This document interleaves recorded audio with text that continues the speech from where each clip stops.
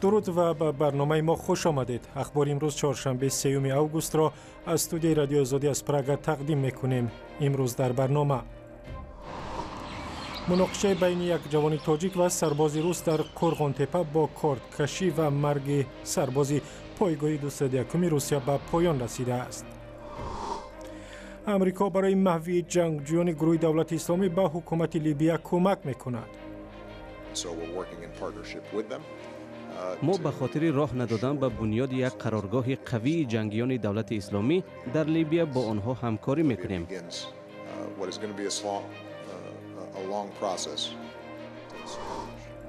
یک عائله معیوب در باختر میگوید یگانه آرزویشان خوشبختی طفل نوزاد و آینده بهتر است.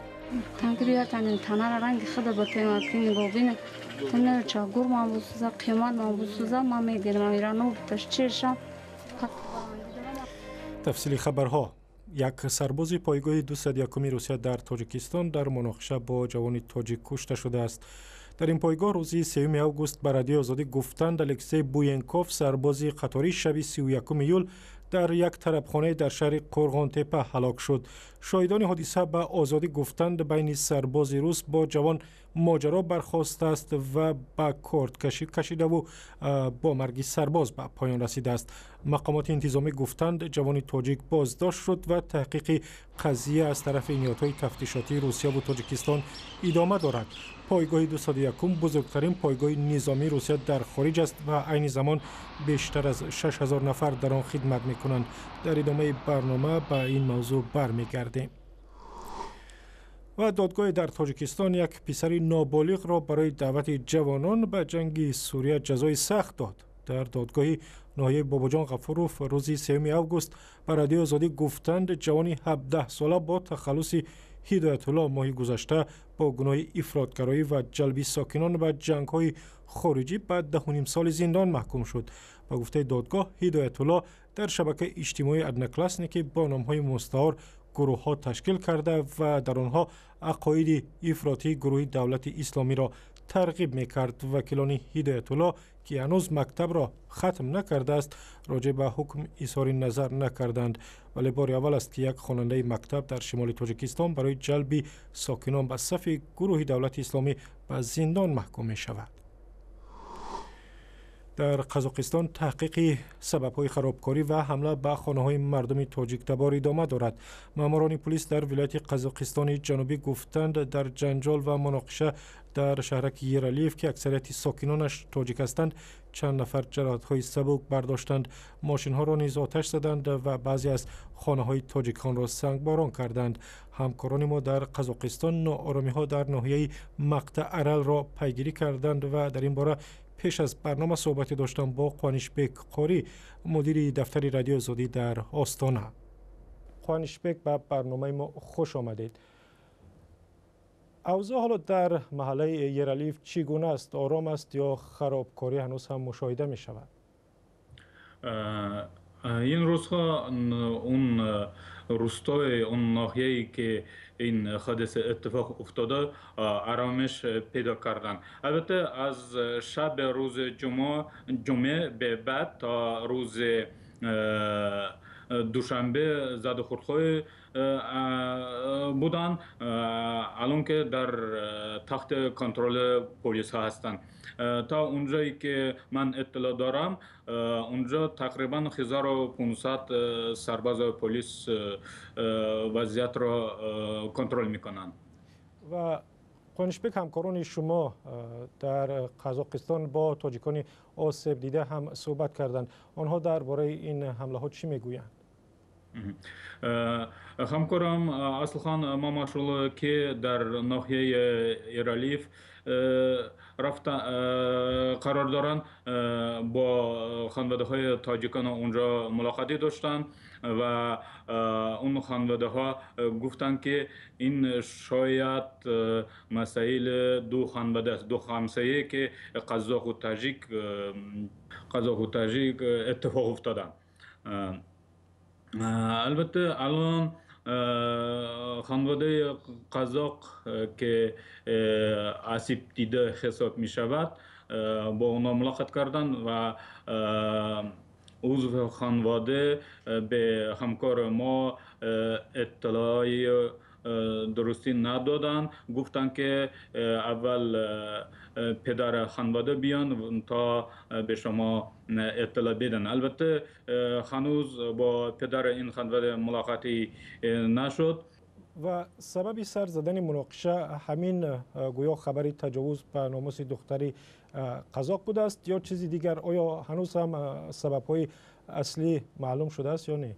عضو تاجیک این اسمبلی گفتن که این سر دعوای دو خانواده هستن. شاید علت دیگه هم دارن، اما علت دقیقشون ایشون هم نتونستن به ما بگوید. تشکر زیاد. قوانشبک قاری همکارم از قزاقستان با ما صحبت میکرد. تشکر زیاد قوانشبک. خواهش میکنم. رئیس جمهور امریکا میگوید کمک به حکومت لیبیا در جنگ به ضد گروه دولت اسلامی به منافع کشورش است. باراک اوباما در این باره روز سه شنبه و یک روز بعد از آن صحبت کرد که کاخ سفید گفت نیروهای هوایی امریکا با درخواست حکومت لیبیا به موضعهای گروه دولت اسلامی در شهر سیرت ضربه زدند، در شهری که تکیهگاه اساسی این گروه در لیبیا محسوب می شود. خیرامان بخازاده گزارش می دهد. نیروهای لیبیایی همپیمان با حکومت سازشی ملی که از جانب سازمان ملل متحد پشتیبانی می شود، روز سه‌شنبه دوم اوگوست در شهر سیرت ضد جنگیان گروه دولت اسلامی جنگیدند. هنوز از روز یکم اوگوست هواپیماهای بمب‌افکن آمریکایی با درخواست حکومت لیبیا مناطق تحت نظر جنگیان را در قرارگاه مهمشان در شهر سیرت هدف قرار دادند. در شهر سیرت که همچون زادگاه رهبر کشته شده لیبیا معمر قذافی معروف است، از ماه می سال جاری نیروهای همپیمان با هزارها جنگی گروه دولت اسلامی مبارزه میبرند. این گروه مسلح هنوز سال گذشته سیرت را اشغال کرد و این نقطه مهمی زیر نظارت جنگیان در بیرون از قلمروهای سوریه و عراق شد. حالا جنگیان چند کیلومتر مساحت را در مرکز سیرت از جمله بیمارستان مرکزی و هم دانشگاه را تحت کنترل خود نگه می‌دارند. پرزیدنت ایالات متحده آمریکا باراک اوباما روز دوم اوگوست گفت که کمک به حکومت اضطراری لیبیا در مقابله با گروه دولت اسلامی جوابگوی منفعت‌های امنیتی ملی آمریکا میباشد و گفت حمله‌های هوایی بالای هدف‌های جنگیان به خاطر کمک به نیروهای لیبیا در انجام کارشان به خاطر تامین امنیت در منطقه کرده می‌شود. ما به خاطر راه ندادن به بنیاد یک قرارگاه قوی جنگیان دولت اسلامی در لیبیا با آنها همکاری میکنیم، حتی در شرایطی که لیبیا وارد یک جریان طولانی تأسیس حکومت عمل کننده و نظام امنیتی شده است. گروه خودخوانده دولت اسلامی مناطقی را در قلمرو عراق و سوریه و برخی نقاط دیگر تحت نظارت گرفته جنگیان را از سراسر جهان به صفهای خود جلب میکند. برمیگردیم به تاجیکستان. به قضیه مرگ سرباز روس در جنجال در یکی از طرفخانه‌های قرغان تپه که هنوز جزئیات زیادی درباره آن در دست نیست، درباره این موضوع صحبتی داشتم با همکارانم مومن احمدی و کیومر سیاتا که چنین موضوعها را در گذشته پیگیری کردند. مومن، عامل‌های اساسی ماجرا بین سربازان روس و جوانان در تاجیکستان چی است؟ تفاوت‌های فرهنگی یا چیزی دیگر؟ ببینید طوری که اکثر اون حادثه هایی که مربوط به مناقشه سربازان روس با جوانان تاجیک بود ما پیگیری کردیم، به این نتیجه رسیدیم که بیشتر اینها جنبه های معیشی دارند و اکثر آنها از همون تفاوت های فرهنگی رخ میدهند. به عنوان مثال مثلا سال پیش در کولاب وقتی گروهی از سربازان روس با تنی نیم برهنه به خیابان ها ریختند و داد و هیاهوی برداشتند، این همون تفاوت فرهنگی جامعه سنتی تاجیکستان بود و این جوانان محلی برداشت نکردند و با آنها وارد گفتگوزار شدند که این عاقبت به زن و زنی آورد که چندین نفر حتی معیوب هم شد. اکثرا بیشتر این قضیه ها در حالت مستی سربازان روس، چنانه که ما از مطلب های پیشتر پیگیری کردیم و بچون خلاصه رسیدیم رخ میدهد. یعنی سربازان در حالت مستی به خیابان ها میان و اکثرا عمل های رو اجرا میکنند که خلاف جامعه سنتی تاجیکستان است. و کیومرث همیشه ما در انعکاس مسائل وابسته به پایگاه 201 روسیه و از جمله همین گونه ماجراها در گرفتن اطلاع مشکل داریم. سبب چیست که از نشر هر گونه اطلاع راجع به این ماجراها خودداری می شود، چه از طرف مقامات تاجیکستان چه پایگاه 201 روسیه؟ پیش از همه اشاره شما واقعا درست بود درباره مشکل بودن گرفتن اطلاع درباره هر ماجرایی که وابسته به پایگاه 201 است یا که وابسته به سربازای این پایگاه روسیه در تاجیکستان. حتی ما در گذشته یک حادثه هم داشتیم که همکار ما عبدالله اشرف وقتی وارد مرافعه دادگاهی در حدود پایگاه 201 روسیه شده بود، حتی خبرنگار ما را بازداشت کردن نمایندگان پایگاه و اون تمام عکس و نواری که در دستگاه های ضبطش گرفته بود اونها را تازه کرده بودند. ما چنین حادثه ها را هم داشتیم. در مورد آنکه چرا ما نمیتونیم زود اطلاع را بگیریم درباره سربازای پایگاه 201، به فکر من سبب اصلیش این است که خود مسئولان پایگاه 201 روسیه در تاجیکستان مایل نیستند که درباره اونها چیزی بد مخصوصا گفته شود، چون که اونها همیشه تاکید میکنند که سربازان 201 کفیل امنیت، کفیل ثبات در تاجیکستان هستند، یعنی برای آرامی مردم در اینجا حضور دارند و نمیخواهند که همین آبرو نفوذشون در تاجیکستان پس شود. تشکر. همکارانم مومین احمدی و کیومرث عطا بودند که با ما صحبت میکردند. تشکر کیومرث. تشکر عبدالله. در ناحیه باختر یک جفتی معلول زندگی میکنند که با وجود مشکلات فراوان توانستند روزگار خود را اندک هم باشد تامین کنند. منظوره و ایدیبک در آسایشگاه به هم عاشق شدند، حالا طفل نوزادی دارند و آرزوی اصلیشان این است که این طفل در خانه خصوصی والدانش بزرگ شود.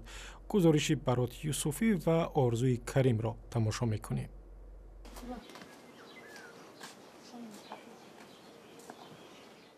صبح منظوره دولتоваи 23 сола бо парастории шавҳараш оғоз мешавад. худи манзура пои сунъӣ дорад, аммо мустақилона роҳ меравад. шавҳараш идибек рӯи аробачаи маъюбист, вале бо ҳунари ӯ рӯзгори хонавода сомон мешавад. дар хизмати халқ ҳаме маблағ мегузаронем телефонодаму айрӯи ҳаме як сум ним сум даромад мешавад ки ҳам як камбудии бо вазминмону мушкилимона бо дастгирӣ нагуфта. идибек ва манзура алорағми мухолифатҳои волидайн бо ҳам издивоҷ кардаанд. манзура ҳам қисмати рӯзгорашро дар як истироҳатгоҳ ва болои аробачаи маъюбӣ пайдо кард. бо кӯмаки идибек манзура соҳиби пойҳои сунъӣ шуд ва ҳамин тавр ба ӯ дил бохт. گرمم بسوزه قیمت من بسوزه من میگیرم ایرانو بتش چشم پس بلندی دارم و همین رمه خون کی بگیرم خیلی روزگی اختبته بچم. манзура ва идибек 3 сол қабл издивоҷ карданд ва ҳоло соҳиби як кӯдаки 8 моҳа ҳастанд. дар манзили яке аз наздиконашон иҷоранишинанд. дар шароити маъюбӣ мо гашту гузор кардан қинай мушкилтарай бараму мо хоҳиш мо орзу дорем ки як ҳамин чира ҳукумат як пешниҳод кунад, як дастгирӣ кунаду. манзура ва идибек ҳар кадом 150 сомонӣ нафақа мегиранд. бар изофа идибек аз таъмири телефонҳои ҳамроҳ то ҳудуди 100 сомонӣ дар моҳ даромад дорад ки ин танҳо барои раҳоӣ аз гуруснагӣ кифоят мекунад. تا اینجا رسیدم تا ما پیش دستگاه جنوب ولی ما رفتم. با پیش دستگاه جنوب تا قصر ملت پیاده رفتم. манзура ва идибек ба хотири ояндаи ягона фарзандашон талош доранд бо ҳар роҳу усул соҳиби як кулбаи хусусии худ шаванд.